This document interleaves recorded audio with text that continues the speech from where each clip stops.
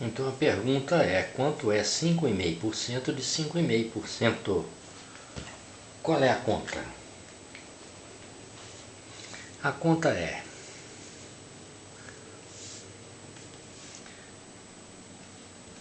5,5%.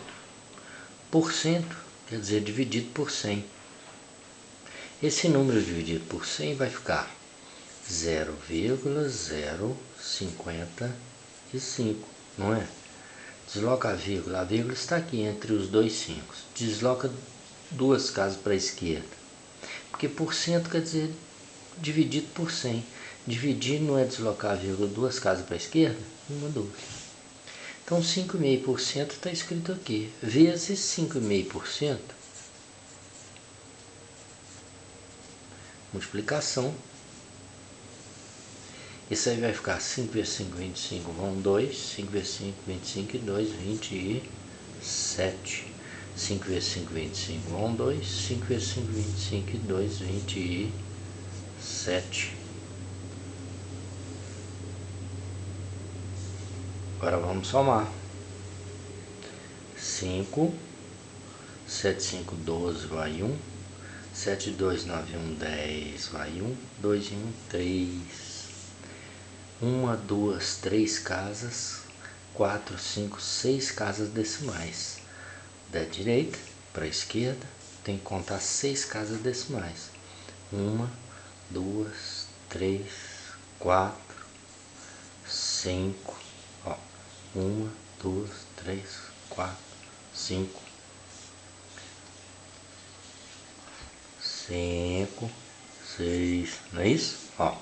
1, 2, 3, 4, 5, 6. E esse é o resultado. Agora olha se existe esse resultado aí nas opções. Esse aqui não é? Não é não. Esses dois números são parecidos, ó. Se eu tirar o porcento, eles são iguais, mas agora está por cento e ali não é. Então, esse número aqui, para eu escrever em termos de porcentagem, porcento, o que eu devo fazer? Antes eu dividi por 100, que era 5,5%. Agora eu quero transformar esse número em porcento. Então eu tenho que voltar, multiplicar por 100, ou seja, duas casas para a direita. Olha bem, vai dar 0,3025. 0,3025 o quê? Porcento. Então é a letra C. Beleza? Multiplicou por 100, 0,3025. Agora não pode deixar de colocar o que? O símbolo porcento. Beleza? A outra questão. A outra é essa aqui, ó. Eu sugeri que se fizesse o gráfico desta função no intervalo de -3 a 3, aberto em 0, união aberto em 0 até 3 fechado. Por que será que eu fiz isso? Olha lá, olha o denominador. O x não pode ser 0, porque 0 ao quadrado é 0. 1 sobre 0 é um número indeterminado. Não é número, né? É um valor indeterminado. É uma indeterminação. Então, você está vendo logo que o x deve ser o quê? Diferente de 0. É aberto em 0. Então, vamos lá. De -3 até 3, com exceção de 0. Então, vamos aí. As continhas. Olha as continhas aí, ó. Essa função, vamos achar as raízes. Então, multipliquei lá, ó. X à quarta, 1 menos x à quarta menos 1 igual a 0. X à quarta é igual a 1. X é raiz, mais ou menos, raiz quarta de 1. Quais são as raízes quartas de 1? São 2 números reais e 2 números imaginários. Essas 4 raízes são as raízes quartas do número 1. O quer dizer que essa função tem 4 raízes, mas no gráfico só vão aparecer as raízes reais.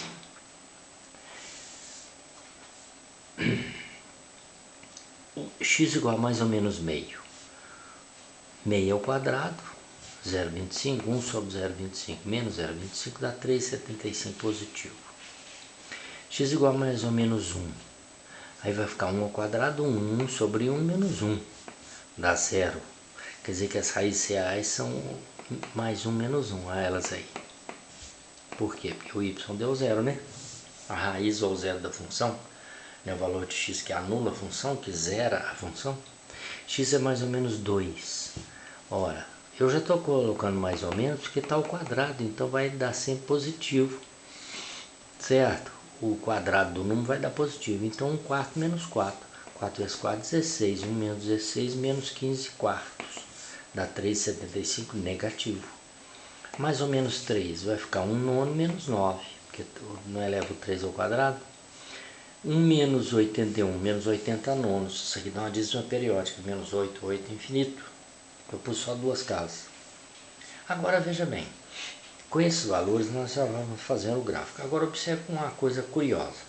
Quando o x é mais ou menos 1 milionésimo, substituindo lá, elevando ao quadrado, pegando o inverso e subtraindo o quadrado dele, vai dar 1 milhão. Então quando o x for muito, muito pequenininho, quando o x já estiver bem próximo de zero, o f desse x vai dar 1 milhão. Olha o gráfico.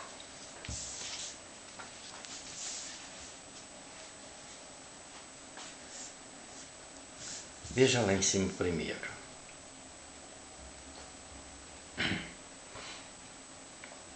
Eu coloquei...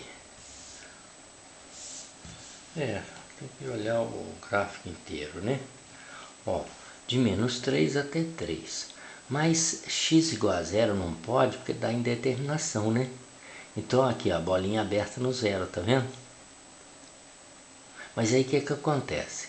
Quando o x tende para zero, pela esquerda e pela direita, por valores menores que zero e maiores que zero, o que acontece? O f de x vai para mais infinito. Esse gargalo desse garrafão aí, ele vai se fechando, essa curva vai se aproximando sempre do eixo y, mas nunca encontra o eixo y. Por isso que o eixo y é chamado de quê? Ele é a assíntota vertical. Que reta é essa? O eixo y é a reta x igual a zero. A assíntota vertical é a reta para a qual a curva se aproxima sem nunca encontrar. Dizem os românticos que esses dois ramos vão se encontrar no infinito, não é bacana? Então tá lá. Para o valor 0 tende para infinito, o f de x. X igual a 1 menos 1 vai dar 0, são as raízes, ó. É o ponto onde a curva intercepta o eixo x, não é isso? E para 2 e menos 2 deu menos 3,75. E para menos 3 e 3 deu menos 8,88 cá embaixo. E para meio e menos meio deu mais 3,75 lá em cima. Entendeu isso então? Então à medida que o x vai se aproximando mais e mais de zero, e o y vai crescendo cada vez mais, certo? O gargalo vai se fechando, o y vai tendendo para mais infinito. Então é por isso que a gente pode escrever que o limite dessa função f de x, quando x tende para zero, é mais infinito. Essa função, na verdade, então você viu, ela tem 4 raízes, 2 reais e 2 imaginárias. O gráfico apresenta só as duas, tá? As 2 reais, né? Observa que aqui no meu rascunho a curva ficou menos feia, não ficou? Ela ficou menos feia, parecendo um garrafão, né? Aqui fica difícil você fazer isso aí à mão, né? Apesar de ter os pontos para guiar, não é assim? Então tá bom. Então se você pegar as 4 raízes 1 menos 1. E as raízes I e menos I, todas 4 substituídas na equação, vai dar exatamente 0, tá? Depois substitui como exercício 1 sobre I ao quadrado menos I ao quadrado, certo?